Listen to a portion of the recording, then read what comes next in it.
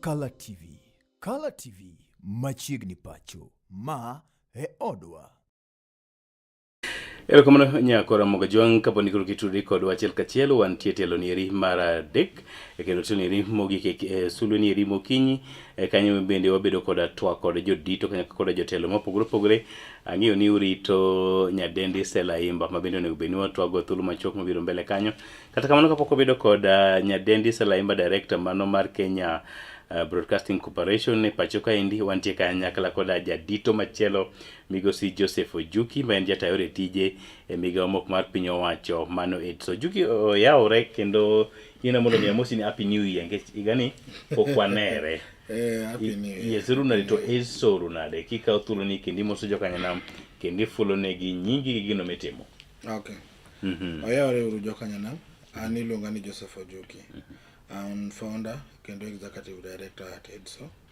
EDSO en migao mok mar piny owacho matiyo gi ojende, especially teenage mothers, young women, girls both in school and out of school. Kendo wang'iyo kaka wanyalo bedo ni wanyalo tego gi in terms of three aspect of pillars. We are looking at the socio-economic well-being of these teenage mothers and youths and young widows. And we are also looking at the aspect of their health. Then we are looking at the aspect of them being in political spaces or governance. Mesulu jiwo nyaka ojende kanyakla koda minege komatindo ni ginyalo bedo kendo ginyalo kawo keregi kata weche go mag telo. To weche mangima tuchiedho go nade kod ojende gieki? Koro weche mangima wachiedho gi jogi achiel kachiel kendo wa nyiso gi like wadhi e community to ensure community kama wadhiano. We are giving them information on issues to do sexually reproductive health, mental health, NCDs like sickle cell, and also wamiyogi information, accurate information nikech iyudo ni ng'eyo gima duong'. Wamiyogi information, wabedo kodgi gi sessions like watiyo gi models mopogore opogore, like watiyo gi model kaka sports for change. Koro iluongo ni ubago tuke wasebago tuke to waluongo gi. Koro during half time to wabedo kodgi gi session, wan gi peer mentors mabedo kodgi gi sessions. Koro nyalo engage. Then wa engage gi kanyo mondo mi wang'e ni to obedo na men chenro musetimo kuom thuolo marom nade migosi Ojuki, to useneno gemo machalo nade? Ma chenro mosetimo for the longest time possible since our registration in 2021 August 4th. Koro wasebedo kwatiyo kendo waserich gisani Kisumu County waserich 49,940 young people. 49,940 young people. Ma wasebedo go kosebire tuke wage. Kendo wasebedo kawa engage gi. Then in the last 1 year waserich ojende eskunde 13,670 young people. Koro mago ojende mwaserich eskunde kendo skunde to wadhi watime mentorship, wabedo kodgi ilongo ni wellness sessions ma wabekete kit miel nikech ibiro yudo nyathi samoro dala kucho ene gi stress, koduogo school be ene gi stress, kwano chande. Koro wayudo ni kam koro wakelo gi kanyakla achiel ni during games cha to wabedo kod gi tuke mopogore opogore gi puonjruok nyalo bedo thuolo nyalo yawo wiye mondo mi obed nikech ibiro yudo nyathi samoro no ber kabisa to all of a sudden ibiro yudo ka ochako change kendo chako dok piny a performance man. Kata kako neno, kako handle himself ka entie dala, kako handle himself kata herself ka entie school nyalo bedo nopogore. Mental health en wach masani chando oganda mathoth e pacho kaendi. Ukedo kode e yo machalo nade to oganda wa inyire machalo nade? Koro mental health watiyo kode in two aspects. One, awareness creation. Wamiyo ojende gi information about mental health. Mondo mi ging'e ni mental health ok en mana ng'at ma janego cha. Kata in mobet kodi kae ni nitie samoro gimoro mathago machando pachi to chandi for long. Iluongo. wangi then wachako puonjo kendo kaka how can they manage stress. Ikipiro yudo ni depression is as a result of repeated stress. Yes. To manage gimi bro yudo ka repeated stress obedo gi depression, then o end up ni koro dwa commit suicide. Koro manage motemo then another mention Juki mondo mi ng'ato chop kuma koro dwa kawo tol kata dwa madho rat and rat, mention ni nitie kuma wuodhni nochakore. Nitie gima kuma nochakore mokoro odhi ka gimo lose hope. Okay. Koro neno the only option modongo en ni koro mondo mi okaw tol kata mondo mi madh any sum. Koro the second aspect moka en koro ibro yudo ni wan wabro nyisogi. The reason why more create awareness, information. We give them information. Mondo mi wa create demand for these services. Okay. Kore bro ni ko create demand for these services. To services gigionge e subtende. Mano is another problem. Koro wa create a problem. Koro we are creating demand a community by giving information. Yes. Then wacha kwa duogo kendo ir jogi. Kendo wanyisogi ni gini en kamae onego bed kama. Then what the county to wanyiso county near young now? People, county government department of health. Yes. Wanyiso again young people are now prioritizing mental health services or sexual health services. Yes. Facilities. What are ni mondo budget adequately.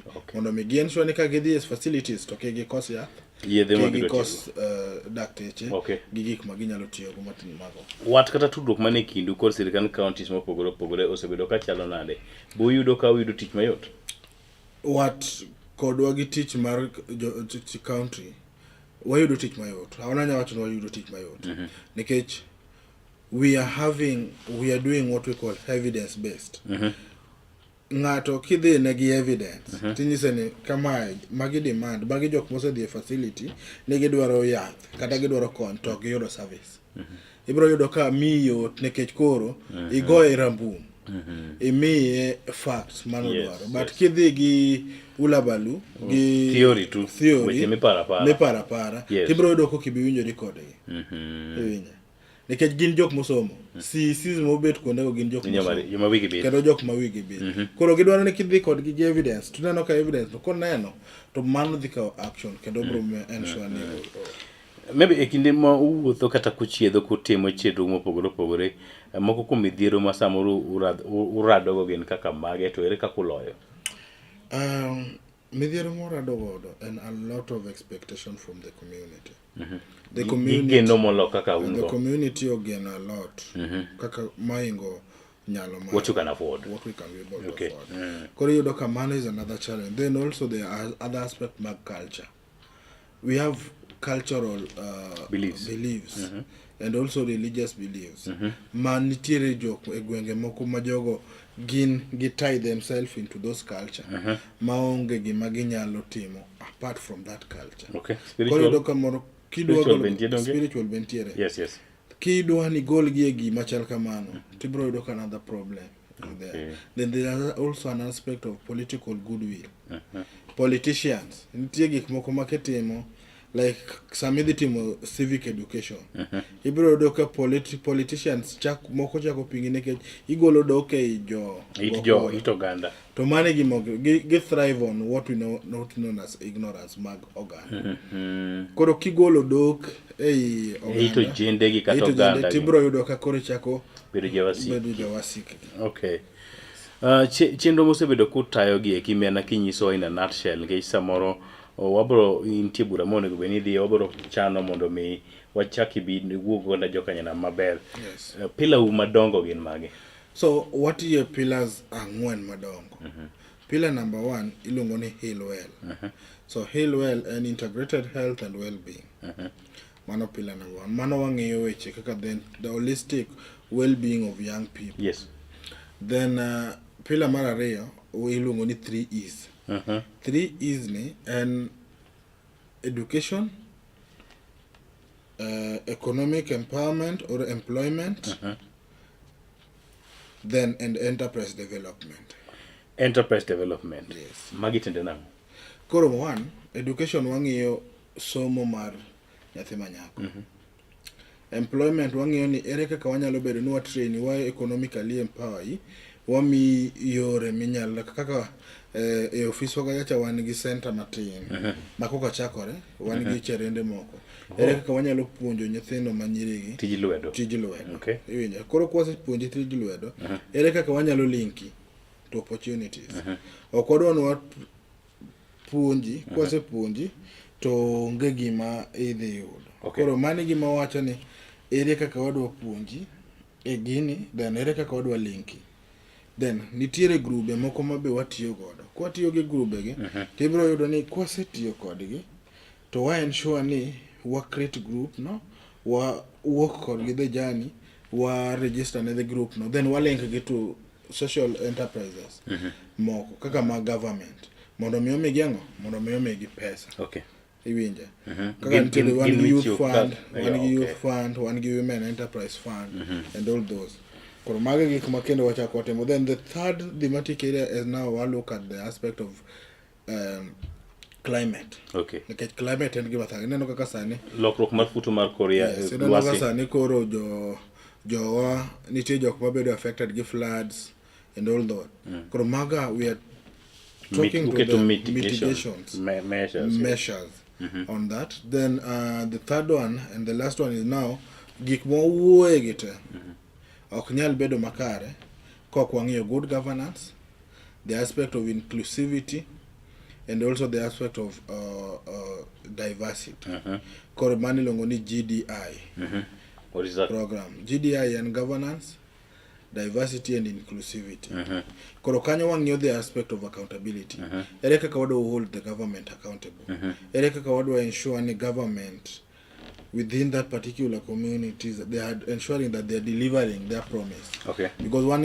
each and every county nitiere gi their CIDP CIDP in 5 years mane report from mar governor ma after 5 years what they no to governor nyalo go ne pixin otimo nango because you don't match gi miloso mondo mi ensure ni magi development ma prioritize in my 5 years and what don't watim gi kodwa no tim gi ere kaka ugidwa udwa no tim gi mana kaka mar national government gin gi the bottom up economic model magi timo koro at the end of it ibro yudo kan nitiere different pillars within that nitiere good health nitiere housing and all those nitiere infrastructure roads and all those things koro wabro ng'iyo ni after 5 years ere gima gitim did they deliver yes erokamano nyamigosi Joseph Ojuki kendo kuom kawo thuolo mari mar lero ne oganda jokanyana moko kuom nyandho mag tije mabende ochwalo kaka headso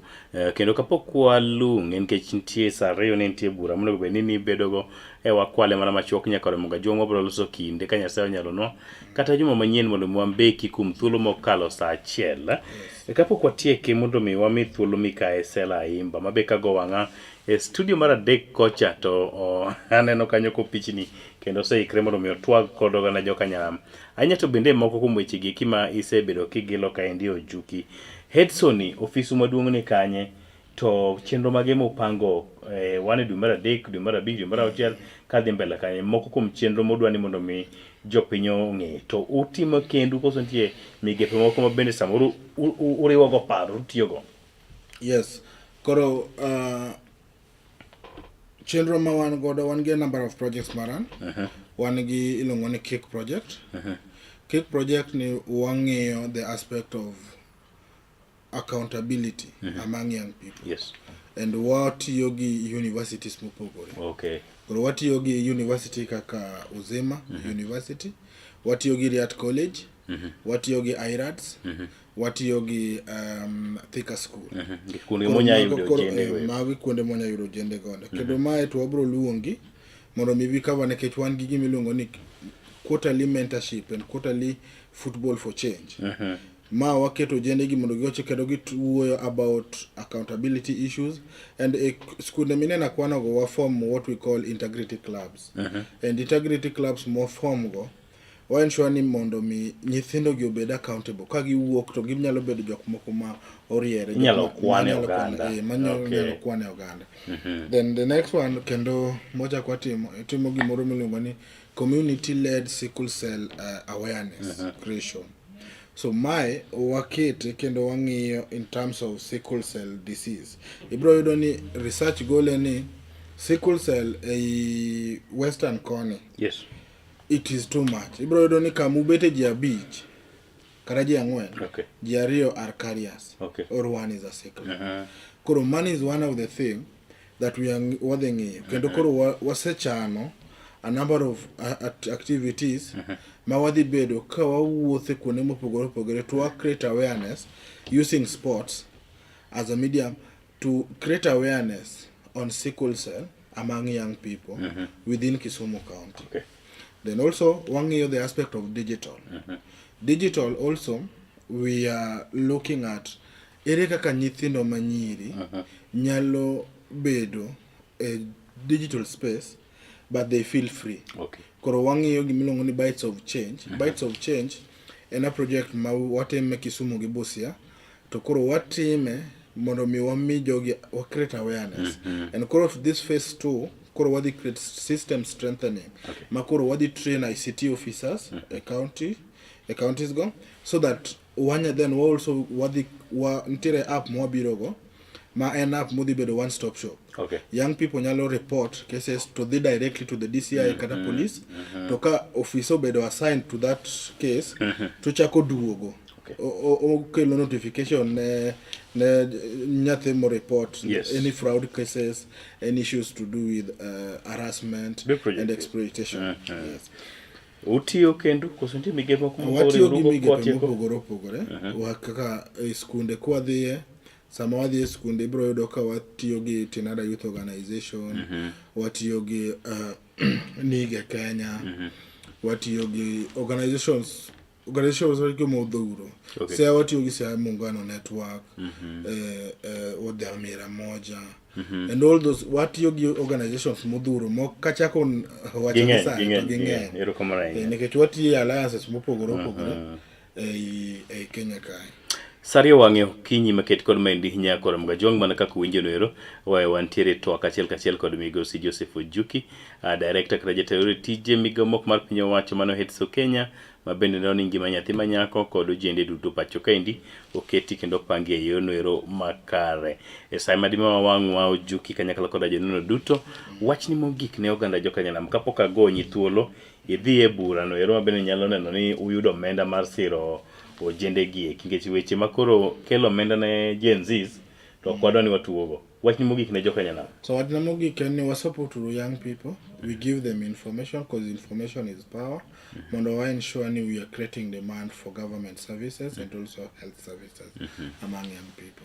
Erokamano ne Joseph Ojuki kuom ne kawo thuolo mari machuok kendo baro kendo twak kod ojende kanyakla kod oganda jokanyanam nyakor mago jong'in mabende ne luwo chenro ni achiel kachiel wagoni ni erokamano. Intie kanyo nikech wantie ka. Kionge to wabende ok dwa bed ka. Usebedo kurito malich mokalo twak kod achiel kuom jofwambo matene pacho kendi mano Mikae Sela Imba mabende wadhi bedo gi twak achiel kachiel thuolo machuok mabiro mbele kanyo. Erokamano Ojuki kuom yudo thuolo kendo biro next week waluongi iti chaki thuolo ibi wambe wasingo ni wabobire migepe motimo mondo mwane kaka you scratch my back, I scratch your back. Exactly. Yes. Wakao yo machok waduogo nyiri machok mabiro mbele kanyo nyakwara mugajwa.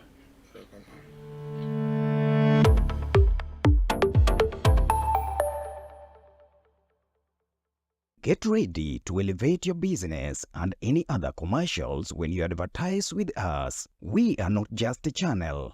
We are your gateway to the peak, for we give you the precision and desire to your